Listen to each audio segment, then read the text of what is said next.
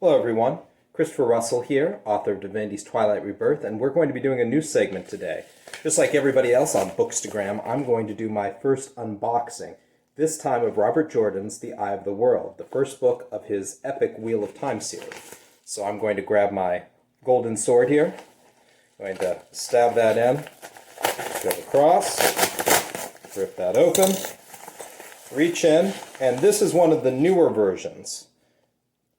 This is the mass market paperback. You can get it on Amazon, bookshop.org, or various other sites for about $9.50, $10 depending on where you're going to get it.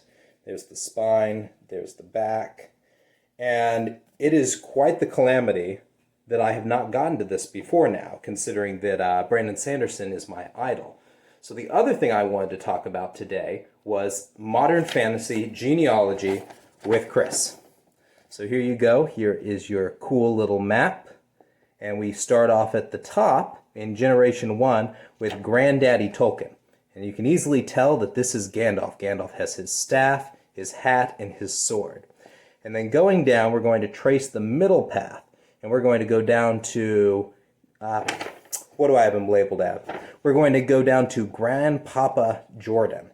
So Jordan was in Generation 2, and he came about a few decades after Tolkien, and inspired a lot of what we know as modern fantasy. So the question is, why did Chris Russell not get to not get to Jordan before now? Well, the main reason is that I got his first book sometime, I want to say around 5th grade. And so I had already read Lord of the Rings at that point. And as everyone knows, the first time you read Tolkien, his prose can be a little bit dry. But that's never really a problem because Lord of the Rings is fantastic. It's marvelous. The things that he does with the races, the social ills that he talks about, the extrapolation on a post-World War I Europe, the different themes and takeaways that you can experience with that.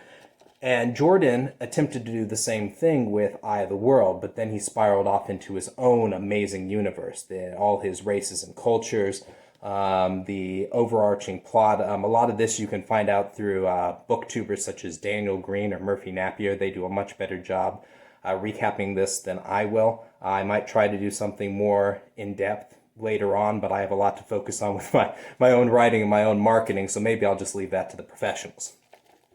Anyway, I got started on The Eye of the World, probably the first mass market edition. It's the one with the gallant knight on the horseback. He has the girl squire riding alongside him.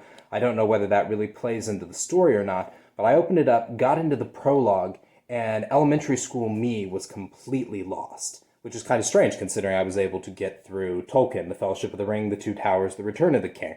All of those have deep themes, and sometimes his prose drags like quicksand.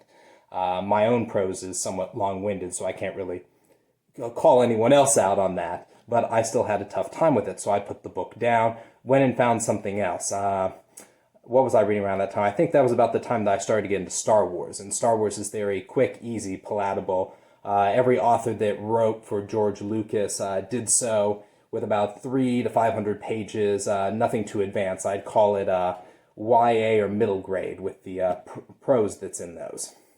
But anyway, I am now getting back to Robert Jordan, and the reason that I'm getting back to Robert Jordan, if we come back to my giant list here, you can also see some other names. You have Uncle Martin over here.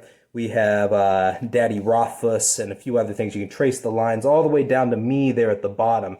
And you have some glowing Illyrium, my special magical resource, and the battleships and dreadnoughts and cool airships. They're reminiscent of World War I dreadnoughts that are powered by the magical resource and fly across the skies.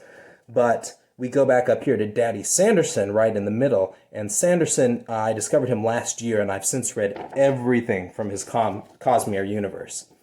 And he is now my writing idol. And so I recently, probably a few months ago, when he started doing his 2020 BYU lectures, I devoured those voraciously.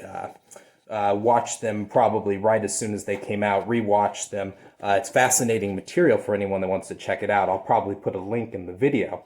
But in those lectures, he talks at end about the work he did finishing Robert Jordan's Wheel of Time, the last 3 books, and how he loved Robert Jordan from the start, that he was one of his big inspirations. And so I thought to myself, if I idolize Sanderson, and I've read Tolkien and all these other different people that influenced him, I need to go back and read his direct influence of Robert Jordan to expand my own craft, to improve my own writing, that I need to trace my steps back. And so during this quarantine and shortly thereafter, I will be spending time each day, in addition to writing and marketing, going through The Eye of the World and each subsequent book as they arrive. My goal is to knock this out within a few months. I know that that's an incredible journey, that might not occur considering how many books there are in the series. I don't really want to hem myself in, but I hope to post more videos about my thoughts on this. I guess I'll call those thoughts videos, but I'll get around to a perfect segment title later. So again, here's Modern Fantasy Genealogy with Chris. You have the different generations on the side, all the fun things. You can see with Uncle Martin, we've drawn Tyrion Lannister shooting Tywin Lannister on the toilet. That's spoilers. Maybe I'll back up and edit that out, but be careful of that. And then we have Brian McClellan at the bottom with the front of his Powder Mage trilogy. We have a Shard Blade for Brandon Sanderson. And I didn't get around to drawing cute little images for everybody else, but maybe I'll do that when I hash this out some more later. Hope you've enjoyed this segment. Again, Eye of the World by Brandon Sanderson.